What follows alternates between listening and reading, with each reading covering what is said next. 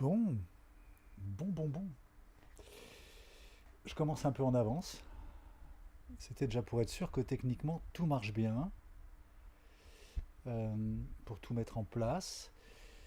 Bon, déjà, ils sont où mes chats? J'ai pas mes chats et j'ai besoin de les voir mes chats. Alors, afficher, statistiques, c'est dans les docs ça. Chat, c'est là. Pouf, le voilà. Très bien. J'ai les chats. Euh, je vois que j'ai zéro view pour l'instant, donc relax. Euh,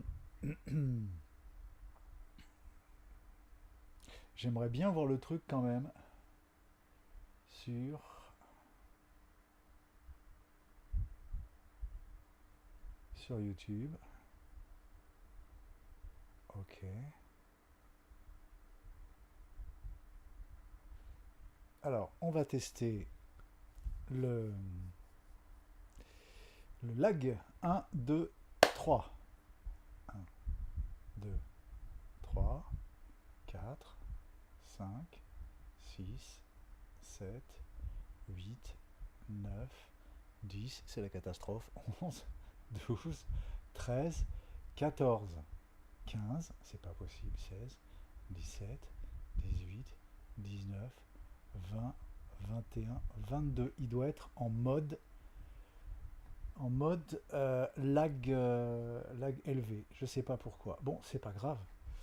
Simplement, le dialogue sera un peu plus long. Bon, puis c'est que le deuxième encore. J'ai encore quelques petits trucs à apprendre sur la technique des lives YouTube. 57. Ah, j'ai deux viewers. Bon, enfin, non, en fait, j'en ai pas deux, j'en ai un, puisque le premier, c'était moi en train de tester. Euh, bon, c'est ok. Mis à part qu'il fait 31 ou 32 degrés dans le bureau. Bon, c'est pas grave. Là, c'est torse nu, paréo et ventilateur. Sinon, c'est ingérable. Et puis voilà. Reste à savoir pourquoi j'ai ce lag de 22 secondes. Ça, c'est quand même très étonnant. Euh, bon, alors je vais pas essayer de régler des trucs et risquer d'interrompre quoi que ce soit, parce que ça risquerait d'engendrer les catastrophes. Hier, j'ai eu peur d'avoir carrément effacé le live, donc on va éviter les bêtises. 18h58. Ah, j'ai deux nouveaux viewers. Merci d'être venus. Euh, bon, hop, je vais afficher mon petit tableau. Tiens, j'ai un point blanc. Qu'est-ce que c'est que ce point blanc? Je ne devrais pas avoir des points blancs comme ça. Hop, voilà, plus de points blancs. 18h59. Euh, c'est peut-être le moment de tester le chat. N'hésitez pas à tester le chat. Hello. Comme il me traduit en anglais, tiens, je me mets directement en anglais. Il va peut-être me traduire en français du coup.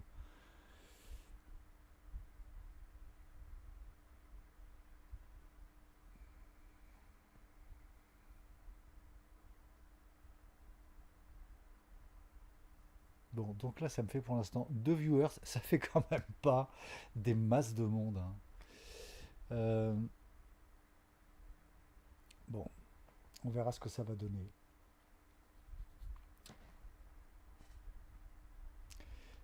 18h59.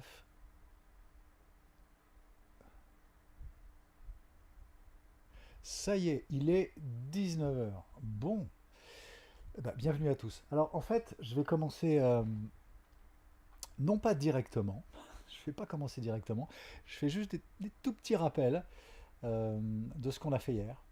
Des rappels qui vont pas être très difficiles à comprendre.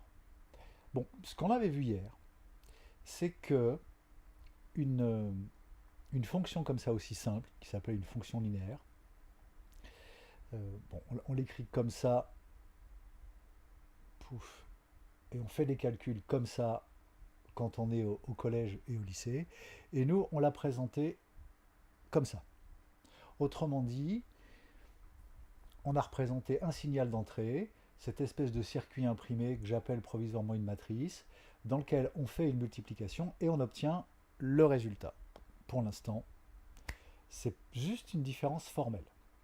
Alors, je vous avais donné comme exemple celui de la soirée crêpe, où là, on avait le nombre de convives, par exemple, et ici, on calculait le nombre d'œufs à acheter pour réussir la soirée. Et donc, visiblement, je compte ici 2 œufs par personne. Bon, alors ça, c'était la version simple. Je vais oublier...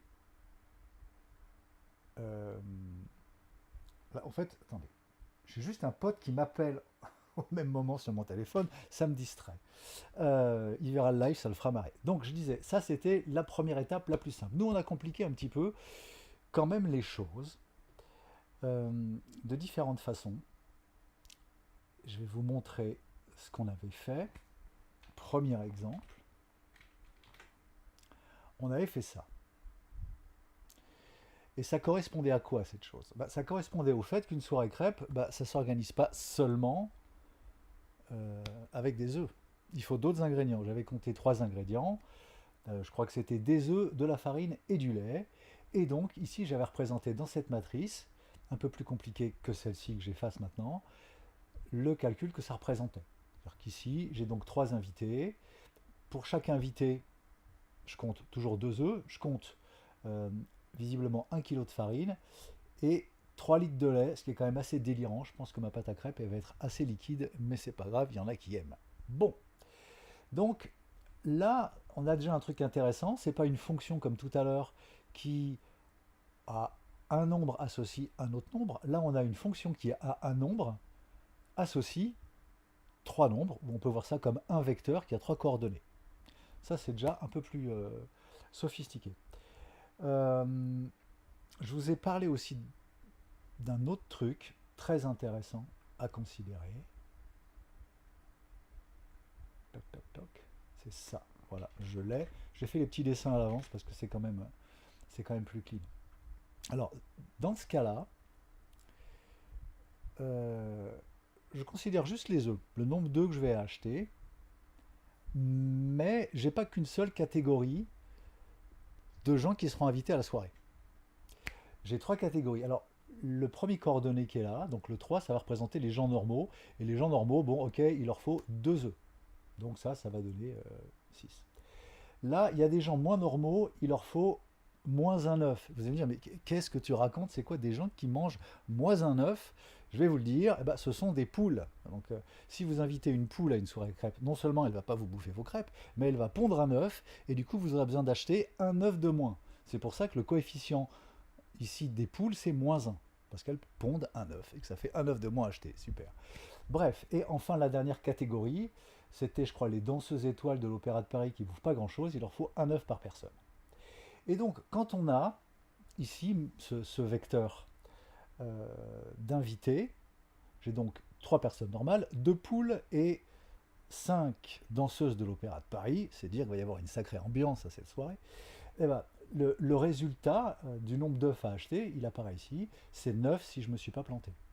Et donc on l'obtient comment? Vous avez le calcul qui est ici, on multiplie chacun des coordonnées du vecteur par chacun des coefficients qui est dans la matrice, on fait la somme et hop, on a le nombre d'œufs à acheter pour ma soirée délirante.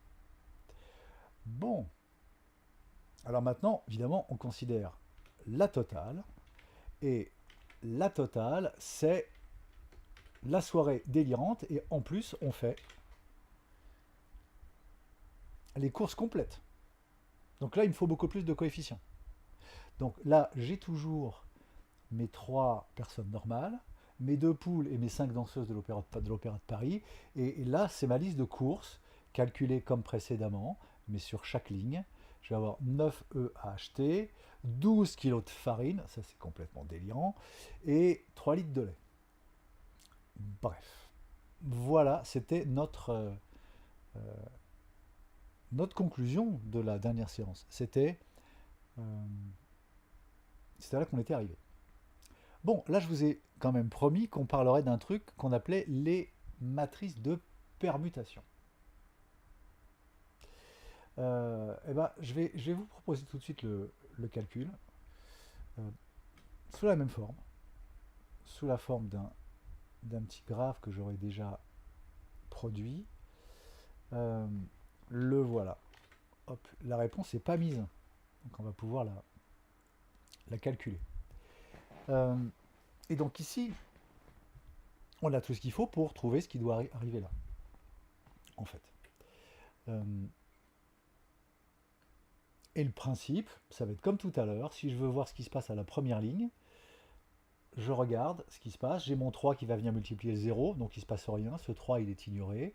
Le 2 qui est ici, il arrive là. Il va être multiplié par le 1, donc lui, il existe. J'ai donc bien un 1. 1 fois 2 ici.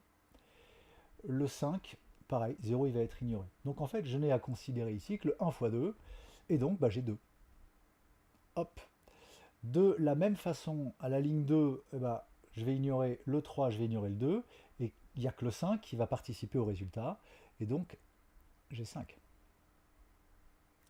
Et enfin, à la dernière ligne, le 2 et le 5 vont être ignorés parce qu'il y a des zéros, et c'est le 3 qui va être significatif, et je vais donc avoir un 3 ici. Alors, ce qui s'est passé est intéressant. J'ai fait aucun calcul complexe. J'ai simplement ignoré des valeurs où je les ai transmises, avec des valeurs binaires 1 ou 0. Donc, j'ai pas fait quelque chose de très compliqué. Cette première ligne, elle veut juste dire, en première position, tu mets le deuxième coordonné, qui était donc le 2. Ce que veut dire cette ligne, elle dit à la deuxième position du résultat, tu mets le premier coordonné du vecteur qui était en entrée. Et à la dernière ligne, ce 1 là signifie, en troisième position du résultat, on met le premier coordonné. Donc là simplement ce qu'on est en train de faire, c'est qu'on est en train de réordonner le vecteur avec cette matrice là. Alors je pourrais la représenter d'une façon... Hop, il ne faut pas que j'enlève mes longs parce que ça ne va pas ça. Hop, on regroupe tout, je rétrécis un peu ça, je mets ça là, et je vais vous donner une traduction carrément électrique de ce truc pour que ce soit clair. Voilà, c'est là. Hop. On va pouvoir voir les choses comme ça.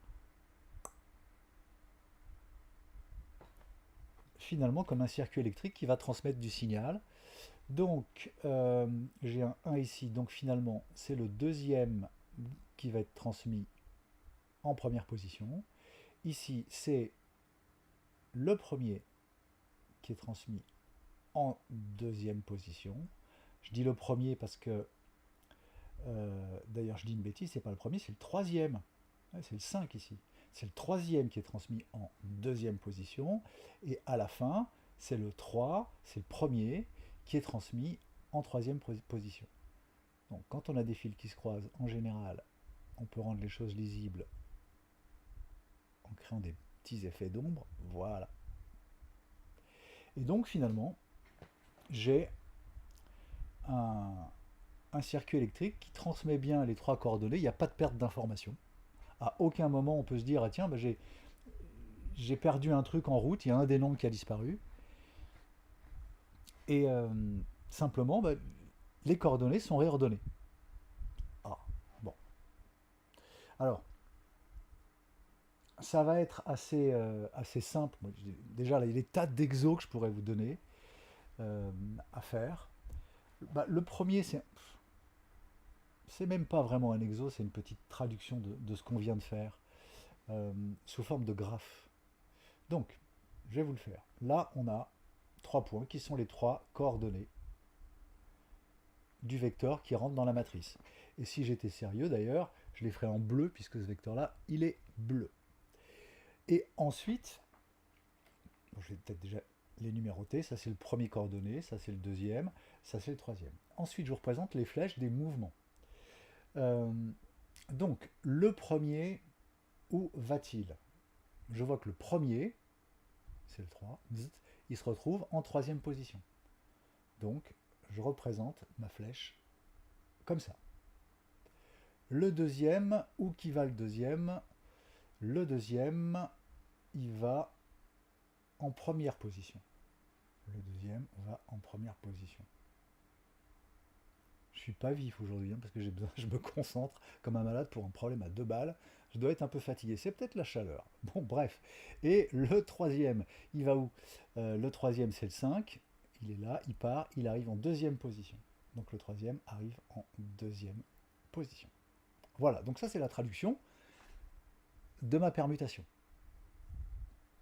D'ailleurs, ce truc-là, ça a un nom pour information. Cette permutation-là, on dit que c'est une permutation circulaire, parce qu'elle tourne en rond. Alors, on peut déjà dire un truc assez marrant de cette permutation circulaire, que je pourrais appeler P. C'est si on l'a fait 3 fois, il se passe un truc. Qu'est-ce qui se passe si je fais ma permutation 3 fois? Alors là, je vois les chats un peu, je ne sais pas si je vais voir des réponses, mais mes pauvres enfants, si on a un lag de 22 secondes, je vais mettre un certain temps à entendre vos réponses. Ça, c'est un peu triste. Bref, vous avez sûrement deviné de toute façon, si j'effectue cette permutation-là 3 fois de suite, ce que je peux représenter sous cette forme-là, avec un exposant 3, et ben finalement, les objets vont revenir au même. En fait, il y a 3 positions. Si on fait le tour, au bout de 3 fois, on revient au même. Et donc, ça s'écrit comme ça. Alors, là, pour l'instant, je définis l'exposant 3 d'une façon assez intuitive. Euh, on le définira après pour les matrices. Et ça tombe bien parce qu'en fait, la définition intuitive que je vous donne de la puissance 3 ici, qui est de recommencer 3 fois la transformation, eh ben, ça va correspondre au sens que je vous ai donné finalement depuis ces 2 lives de ce que c'est qu'une matrice. Parce qu'on peut voir ça comme une fonction. Donc on va faire 3 fois l'opération de la fonction. Et le truc qui est vraiment cool, c'est qu'on va apprendre à calculer les matrices, on va apprendre à les multiplier, c'est le terme, et ça va correspondre exactement au fait d'enchaîner les transformations. Et donc la notion d'exposant, ça sera la même avec les calculs que je vous donnerai plus tard, et avec ma petite représentation ici. Ça va coïncider. Et ça, c'est super souvent en maths qu'on a des notions qui coïncident et qu'il se passe la même chose dans le domaine du calcul, la même chose dans le domaine des représentations géométriques ou graphiques, et tout se correspond. Et en maths, on adore ce genre de correspondance. Bon, alors, je serais tenté de vous donner un autre petit exemple. Là, je vais peut-être virer mon dessin ici, parce qu'il va pas me servir tellement celui-là. C'était juste pour vous faire comprendre ce que c'était que cette représentation euh, électrique de transmission de l'information qu'on a avec les permutations. Et j'ai dessiné une autre matrice un peu plus libre, un peu plus sympa. Je dis libre parce qu'il n'y a rien dedans, elle est vide. Donc on va pouvoir faire des trucs. On va pouvoir faire des trucs. Euh, donc comme je vous disais là, j'ai décidé, visiblement, en route, puisque tout ça c'est assez improvisé, vous l'avez compris, le P qui est en question, ça correspond à cette matrice ici. Je pourrais dire P, c'est L. Ou ça correspond aussi à la permutation que me donne cette matrice. On va dire que c'est la même chose pour l'instant pour pas compliquer. Euh, si je vous dessine une autre matrice,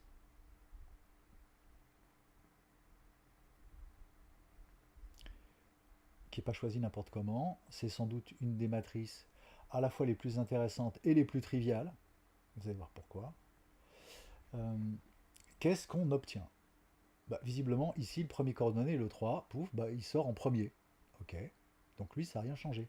Le deuxième, pouf, il sort en deuxième. Ah, ça n'a rien changé. Et idem avec le troisième, le 5, qui sort en troisième position. Effectivement, cette matrice de permutation, bah, elle n'a rien fait. Et le fait de rien faire, en maths, on considère ça aussi comme une permutation. On va dire que c'est une permutation nulle, mais enfin on lui donne même un nom. On dit que c'est l'identité. Donc ouais, alors souvent même on l'appelle tout simplement I en maths, cette identité. C'est donc l'opération qui fait rien. Et là j'ai une petite égalité, comme je vous disais. Si je prends ma matrice de permutation qui est là-haut et que je la fais trois fois, eh ben, j'obtiens l'identité. Alors, le truc qui est un petit peu frustrant pour l'instant, c'est que là, on a ces résultats en résonnant de façon un peu intuitive, en résonnant sur le graphique, sur ce dessin, mais on n'a pas de méthode calculatoire à partir des matrices euh, pour calculer à la fois les exposants, donc pour faire plusieurs fois la même transformation, ou pour enchaîner des transformations. Je ne vous ai pas encore dit ça. Je vais vous le dire, et je vais essayer de faire un truc, contrairement à ce que je vois dans beaucoup de cours, c'est de le faire de la façon la plus intuitive possible, de façon que vous vous en souveniez. Parce que souvent, on apprend ces trucs-là un peu par cœur, et il y a beaucoup d'élèves qui font ça comme des recettes de cuisine, et qui ne comprennent pas ces calculs. On va essayer de faire ça autrement. Euh, bon, je vais peut-être la garder, mon identité, parce qu'elle sert souvent. Je vais simplement la déplacer, je vais la mettre dans un coin, je vais la mettre là-haut.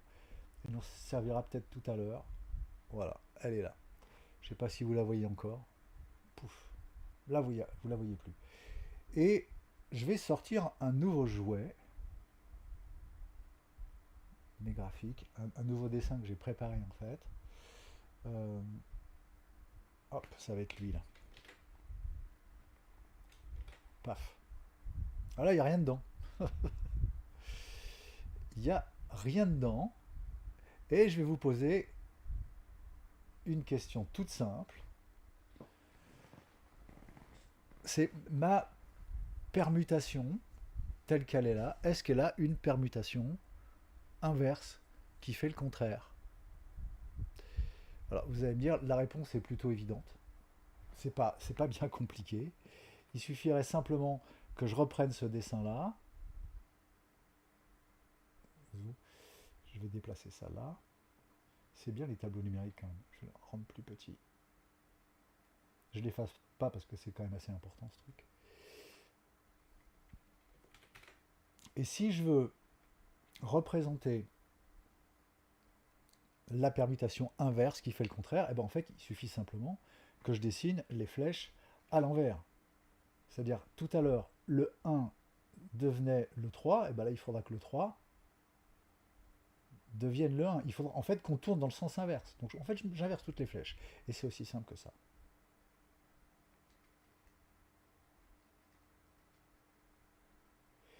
Et là ça va être, je pense, assez évident pour vous que si j'effectue cette permutation, donc que j'ai appelée P, si ensuite, ça c'est P, si j'effectue juste après celle-ci, que je vais appeler par exemple M, et ben finalement tous mes objets sont revenus au même.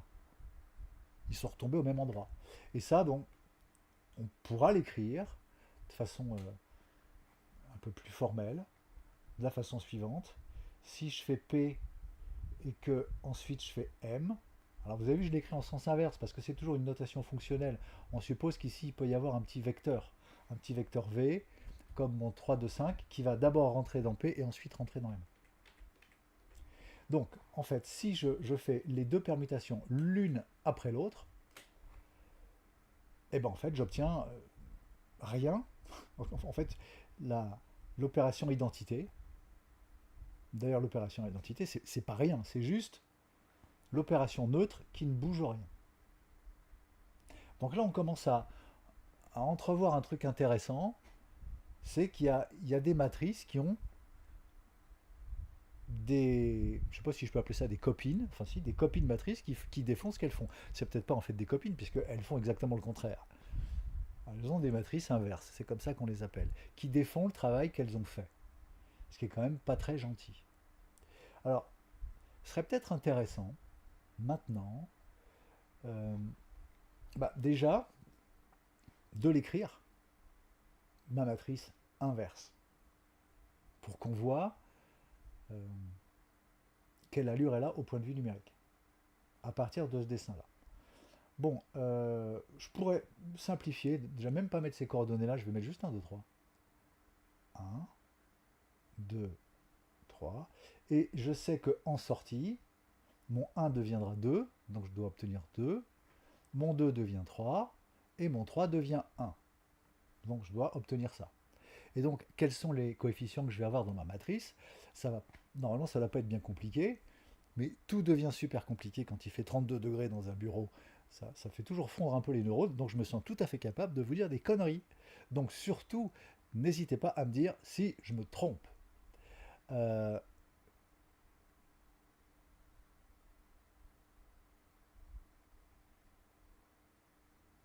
alors là, j'ai Chakitou qui me demande est-ce que tu es sûr que c'est ce que veut dire le mot inverse. Bon, hélas, le mot inverse, il va avoir pas mal de sens dans les, enfin, avec tous les objets qu'on considère. Mais le sens principal en maths, c'est celui que je vous ai donné. Une opération inverse, c'est l'opération qui annule celle qui a été faite avant euh, et qui respecte cette formule. Bref, donc, allons-y, on va trouver nos, euh, nos 0 et nos 1. Alors, le truc, le 1 devient le 2. C'est-à-dire que celui-ci, ce 1 là, pour qu'il devienne le 2, il faut forcément que j'ai un 1 là. Et que j'ai un 0 ici et un 0 ici. C'est-à-dire que là, mon 1, il va absolument pas influencer le premier coordonné, puisque j'ai un 0, donc 1 fois 0, il ne se passe rien. Bon, deuxième colonne, que devient mon 2? Alors, mon 2, il devient 3, donc finalement, il se retrouve ici. C'est ici que je vais avoir un 1, les autres seront ignorés. Et le, le 3 devient 1. Mon pauvre ami, t'es vraiment fatigué. Alors, voilà ma matrice inversée. Donc ça, c'est la matrice M. Et là, il y a des questions que vous pouvez vous poser. Est-ce qu'il n'y a pas des propriétés... Attends, je suis en train de me rendre compte que mon dessin, il n'est pas en face. Voilà, là c'est bon. Je vais réduire un peu la taille, comme ça vous avez tout. N'hésitez pas à me le dire dans le chat si le cadrage n'est pas génial. Bon. Oui, parce que là, du coup, il vous manquait un bout. Alors, la question qu'on peut se poser, c'est est-ce qu'à partir de cette matrice-là, on aurait pu deviner celle-ci super vite, sans avoir à faire ces dessins, à inverser les flèches? La réponse, c'est oui. Et la, la méthode, c'est laquelle? Alors, je pourrais vous laisser gamberger un petit peu, essayer de comprendre le truc. Alors, je vais quand même vous faire gagner du temps. Vous pouvez poser là. Ceux qui regardent en replay pourront poser la vidéo et essayer de deviner. Euh, alors, le 1 qui est ici, là, on va essayer de comprendre sa signification. Lui, il est en deuxième colonne et il est en première ligne. Le numéro de la colonne, c'est le numéro du coordonné qui est là. C'est donc le numéro de la place initiale. Et le numéro de ligne, c'est la destination. Donc ce 1 là, qui est deuxième colonne, première ligne, me dit que ce qui est en deuxième position, je l'envoie en première position. Et chacun des 1 qui est ici, on pourra le comprendre comme ça. Ce 1 là, qui est en première colonne, troisième ligne, il me dit que, alors première colonne, c'est le premier coordonné, troisième ligne, il va se retrouver en troisième place. Donc, numéro de colonne, position initiale, numéro de ligne, position finale. Maintenant, si je veux inverser ça, ah bah tiens, je vois Aziz qui connaît la réponse. Il a déjà donné. Tu vas t'ennuyer, Aziz. Bon, après, j'espère qu'on va compliquer un petit peu, mais bon. Euh, donc, en même temps, c'est pas du tout gênant qu'il donne la réponse dans le chat, puisque si vous connaissez pas ça, vous savez peut-être pas ce que c'est que la transposée. Mais bref. Donc, en tout cas, vous avez vu numéro de colonne, position initiale, numéro de ligne, position finale.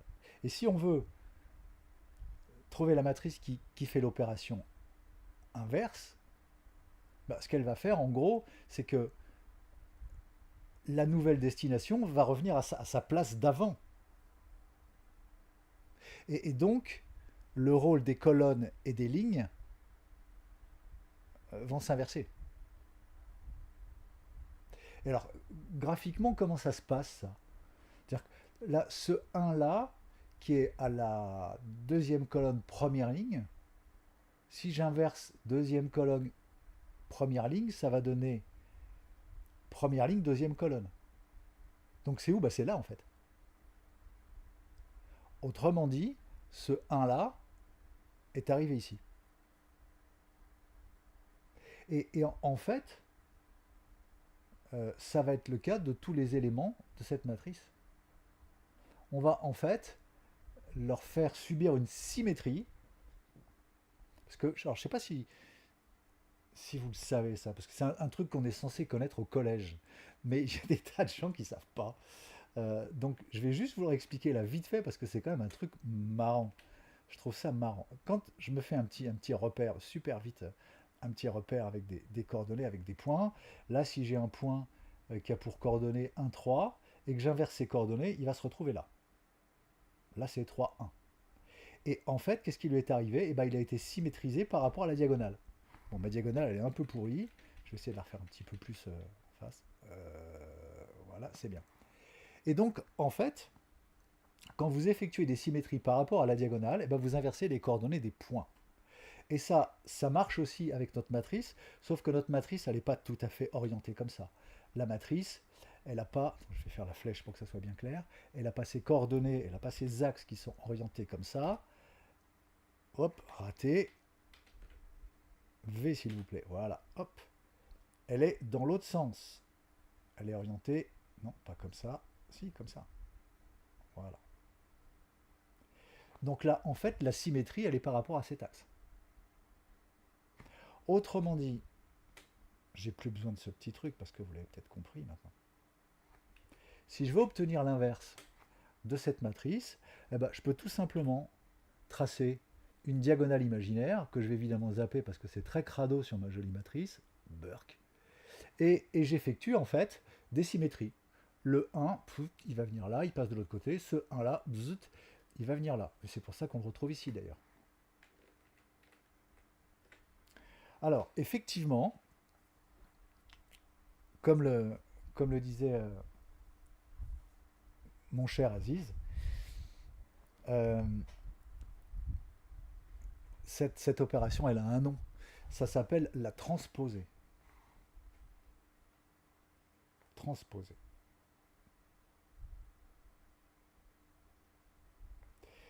Et puis alors, c'est une opération qui est super souvent utile avec les matrices. Mais alors, manque de bol, je vous ai peut-être fait espérer un truc cool mais qui n'arrivera pas. Quand on veut calculer la matrice inverse d'une autre matrice, donc une matrice qui va défaire le travail d'une autre, eh ben, il suffira pas toujours de faire la transposée. Les transposées, ça marche pour inverser les matrices, mais uniquement avec ces petites matrices sympas qu'on est en train d'étudier et qui sont les matrices de permutation. Celles qui permettent de changer l'ordre des coordonnées. Et on verra qu'avec d'autres matrices, ça peut être un sacré merdier de faire une inversion. Bon, mais ça, on verra ça plus tard. Il y a quand même encore un petit peu de boulot. Là, on a fait notre demi-heure. Je laisse la transposer. Euh, alors, demain, je pense qu'on va On va parler encore de matrice de permutation, parce que je ne vous ai pas tout dit. Je ne vous ai même pas dit d'ailleurs comment on reconnaissait une matrice de permutation. Qu'est-ce qui fait que ça, c'est une matrice de permutation? Si je mets d'autres trucs dedans, si je mets des 2 et des 3, est-ce que ça va être encore une matrice de permutation? Vous verrez que non, il y a des règles très précises pour dire telle matrice est une matrice de permutation. Mais précise et très simple. Euh, bon, d'autre part, euh, bon, ma chaîne n'est pas énorme, j'ai quelque chose comme 11 000 abonnés, mais je suis assez surpris de voir que j'ai super pas beaucoup de viewers. J'en ai 6. Et alors, mes pauvres enfants, ça va pas forcément être très réaliste pour moi de continuer le live jusqu'à la fin de l'été si j'ai aussi peu de viewers, si ça engendre aussi peu d'intérêt. Ce qui enlève rien à l'immense reconnaissance que j'ai à l'égard de ceux qui sont venus et qui m'encouragent, comme Yuki, ou ceux qui répondent comme Aziz. Euh, et pas que lui d'ailleurs, il y en a d'autres qui répondent. Mais c'est surtout Aziz. Aziz, t'as beaucoup répondu en fait.